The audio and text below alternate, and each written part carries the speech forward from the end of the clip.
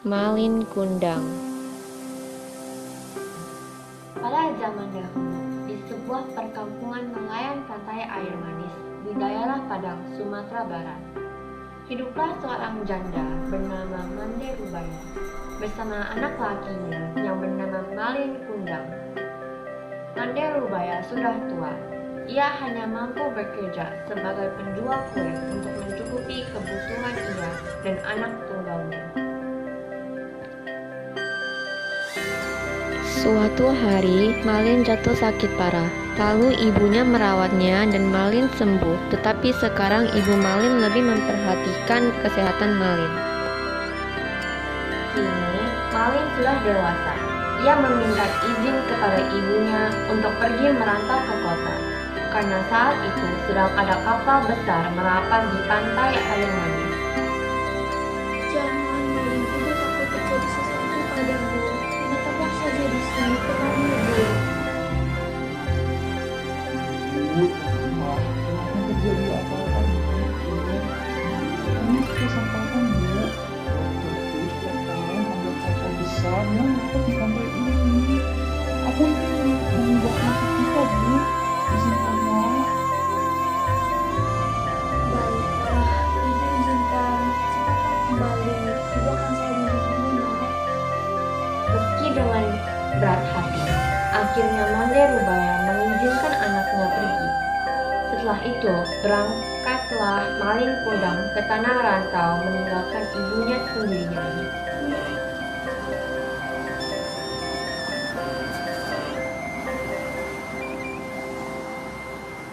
Hari-hari terus berlalu. Hari yang terasa lambat bagi Mande Rubaya. Setiap pagi dan sore, Mande Rubaya memandang ke laut. Sudah sampai manakah kamu berlayar, nak? Tanyanya dalam hati sambil terus memandang laut. Ia selalu mendoakan anaknya agar selalu selamat dan cepat kembali. Beberapa waktu kemudian, jika ada kapal yang datang merapat, ia selalu menanyakan kabar tentang anaknya. Namun, setiap ia bertanya pada awak kapal atau nahkoda, tidak pernah mendapatkan jawaban. Malin tidak pernah menitipkan barang atau pesan apapun kepada ibunya. Bertahun-tahun, Mande Rubaya terus bertanya, namun tak pernah ada jawaban, hingga tubuhnya semakin tua. Kini, jalannya mulai terbungkuk-bungkuk. Pada suatu hari, Mande Rubaya mendapat kabar dari nahkoda dulu membawa Malin.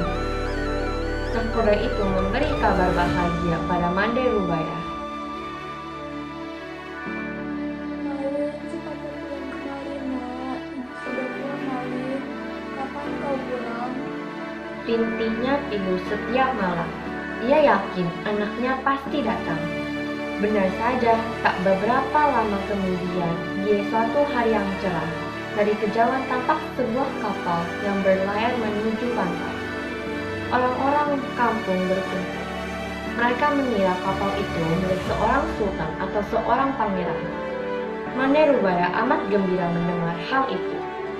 Ia selalu berdoa agar anaknya selamat dan segera kembali menjenguknya.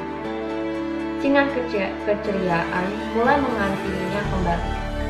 Namun, hingga berbulan-bulan semenjak ia menerima kabar Malin dari nahkoda itu, Malin tak kunjung kembali untuk menengoknya. Ketika kapal itu mulai merapat, terlihat sepasang anak muda berdiri di anjungan. Pakaian mereka berkilauan, terkena sinar matahari. Wajah mereka cerah dihiasi senyum karena bahagia disambut dengan meriah. Mande Rubaya juga ikut berdesakan mendekati kapal. Jantungnya berdebar keras saat melihat anak laki muda yang berada di kapal itu. Ia sangat yakin sekali bahwa laki muda itu adalah anaknya, Malin Kundang. Ibu Malin terlebih dahulu menghampiri Malin. Ia langsung memeluknya erat. Ia takut kehilangan anaknya lagi. Malin, anakku, kabar. Bukan mengapa begitu lamanya tidak memberi kabar? Malin terkejut karena dipeluk wanita tua yang berpakaian compang-camping itu. Ia tak percaya bahwa wanita itu adalah ibunya. Sebelum dia sempat berpikir berbicara, istrinya yang cantik itu menunda sambil berkata, Jika adalah cinta ibumu, mengapa dahulu kau bohong denganku? Bukankah dulu kau katakan bahwa ibumu adalah bangsawan yang sederajat denganku? Dengar kata-kata pedas istrinya, Malin Kundang langsung mendorong ibunya hingga terguling ke pasir.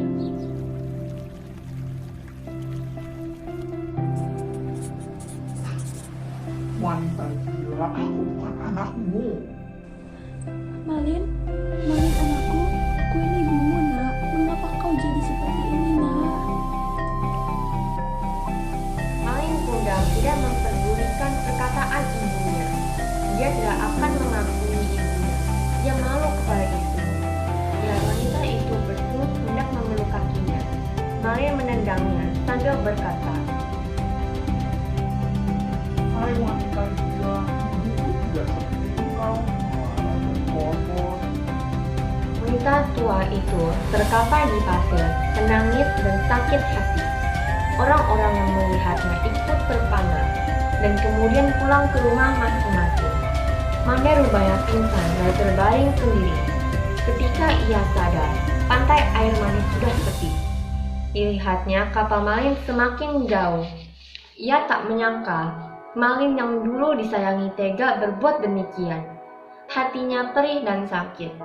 Lalu tangannya ditengadahkannya ke langit. Ia kemudian berdoa dengan hatinya yang pilu. Tuhan, kalau memang dia bukan anakku, aku maafkan perbuatan tadi. Jika ia benar-benar anakku bernama Malin Kundang, aku memohon keadilanmu ya Tuhan. Ucapnya pilu sambil menangis. Tak lama kemudian, cuaca di tengah laut yang tadinya cerah mendadak berubah menjadi gelap. Hujan tiba-tiba turun dengan sangat lebatnya. Tiba-tiba datanglah badai besar menghantam kapal Malin Kundang. Lalu sambaran petir yang menggelegar. Saat itu juga kapal hancur berkeping-keping. Kemudian terbawa ke ombak hingga ke pantai. Esoknya saat matahari pagi muncul di ufuk timur, badai telah reda. Di kaki bukit terlihat kepungan kapal yang telah menjadi batu. Itulah kapal Malin Kundang. Tampak sebongkah batu yang menyerupai tubuh manusia. Itulah tubuh Malin Kundang, anak durhaka yang kena kutuk ibunya menjadi batu karena telah durhaka. Sampai sekarang, jika ada ombak besar menghantam batu-batu yang mirip kapal dan manusia itu, terdengar bunyi seperti lolongan jeritan manusia. Terkadang bunyinya seperti orang meratap, menyesali diri. Ampun Bu, ampun. Konon itulah suara si Malin Kundang, anak yang durhaka pada